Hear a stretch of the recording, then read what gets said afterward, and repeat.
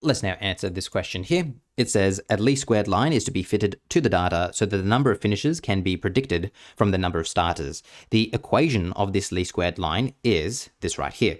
So as you can see, and it's just good to write this in. This is my response variable. This is my explanatory variable. Next, it says, and this is where it's so important that you're reading the question, interpret the slope. We're interpreting the slope of this least squared line in terms of the number of finishes and the number of starters in the Tour de France. So it would come over here. This is my slope. We're interpreting that. We're interpreting the slope. This is where I would come to my bound reference, and I would look at the template for the slope. And we're just going to follow that. So it says on average, and then it says on average, the response variable. So my response variable here is the number of finishes. On average, the number of finishes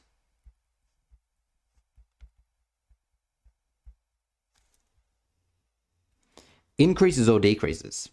Well, because I have a positive slope, we say increases.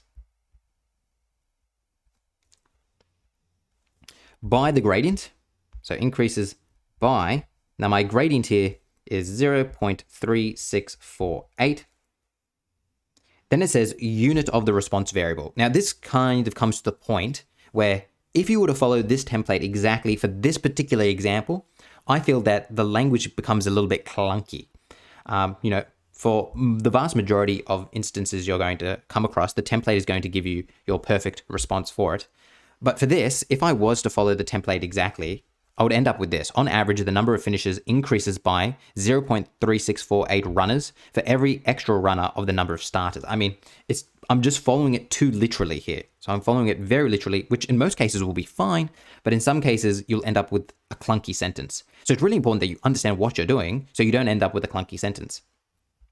So what I would do here is you'd say, all right, on average, the number of finishes increases by this, and then instead of, writing out the unit, we could just go, and I've put it here so we don't have to watch me write.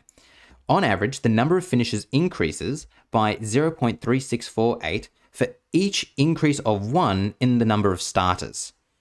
So that's basically what my template does, but I've kind of molded it a bit just so it makes a bit more sense in this context. And if we have a look at our examiner's report, this is what they've told us as well. So on average, the number of finishes increases by this for each increase of 1 in the number of starters. And that is the best way to approach that question, I feel. The template would work, you just end up with a bit of a clunky sentence there. That's a bit of a smoother sentence.